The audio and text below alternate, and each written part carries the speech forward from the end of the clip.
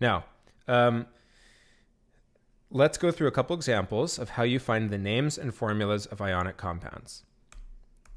So I'm going to give you two elements, and for the given elements, you have to draw the Lewis dot diagram of the ionic compound, write the symbol of the compound, and write the name of the compound. And this is what you're going to have to do for homework. So I'm going to go through several examples to really make sure you guys understand this. So the first example is lithium and chlorine. Let's just take a look quickly at the periodic table. Lithium is here. It's element number 3, and it's in group number 1. So it has 1 electron in its outer shell. Chlorine is over here, element number 17. It is in group 17. That's a coincidence. And if we count over from the beginning, 1, 2, 3, 4, 5, 6, 7. So it has 7 electrons in its outer shell. Actually, an easier way is if you start from the end, you know that the maximum capacity is 8. And so chlorine's just going to have 1 less than that. So chlorine has 7 electrons in its outer shell. And so this is what the bonding is going to look like. So we have lithium with 1, chlorine with 7. Lithium's going to take this electron, shoot it over there to chlorine. Now the electron belongs to chlorine. Chlorine now has a full outer shell. So does lithium, because it got rid of the 1 extra electron, and now they're bonded. And the formula is LiCl, metal first, non-metal second. And the name is lithium chloride. So remember, I just changed the ending of chlorine to IDE. So ide lithium chloride. Here's example number 2. We're going to do magnesium and oxygen. Once again, let's take a look at the periodic table. Magnesium is here, that's in group number 2, so it has 2 electrons in its outer shell. Oxygen is here, it's 2 from the end, so it's going to have 2 less than 8, so 8, 7, 6. Oxygen has 6 electrons in its outer shell. So here's what's going to happen.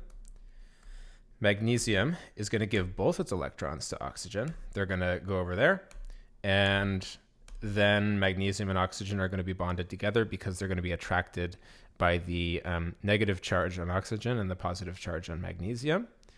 The formula is MgO, and the name is magnesium oxide. I'm going to switch over to...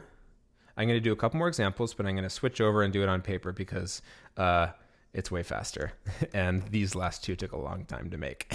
All right? So I'll be right back. Okay, example number 3 is sodium and sulfur. So let's take a look at the periodic table. So sodium has 1 electron in its outer shell. So I'm going to draw that right here. Sodium has 1. And sulfur is over here, and it's got 8, 7, 6. So that's sulfur with 1, 2, 3, 4, 5, 6. Okay, sodium is going to give its electron to sulfur, but sulfur still wants 1 more electron, and sodium doesn't have any more to give up because sodium is now happy. So actually, we need another sodium. So if we have a second sodium atom, then there's a second electron to give to sulfur. And now sulfur is happy because it's got 8 electrons in its outer shell, and these 2 sodiums are both happy. So the symbol for this compound is Na2S. There's a 2 here, which shows that there are 2 sodium atoms to form this ionic bond. And there's only 1 sulfur, so it's just S. And the name for this compound is sodium sulfide. Sulfide. And okay, so example number 4 is calcium and phosphorus. So calcium is here, 2 electrons in its outer shell, 1, 2. And phosphorus is over here. So let's count down, 8, 7, 6, 5. So let me draw that out. 1, 2, 3, 4, 5. This is a hard one. If you think you can figure out how to do this one, pause the video and try it yourself.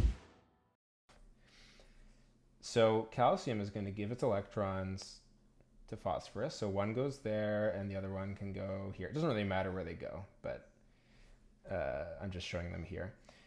Now, calcium has given up both of its electrons to phosphorus, but phosphorus now has 1, 2, 3, 4, 5, 6, 7 electrons. That's not good. Phosphorus wants 8. Remember that the maximum capacity is 8 electrons here. So actually we need another calcium. That calcium is going to have 2 electrons, and one of them is going to go here. But now phosphorus is full. It's got 8 electrons in its outer shell. It will not accept any more. It's going to swat it away if calcium tries to give it another electron. So, okay, this calcium is not happy because it still has 1 more electron that it wants to give away. So we need to have another phosphorus. So 1, 2, 3, 4, 5.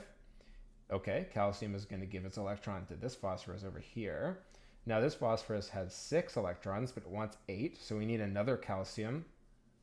So 1, 2.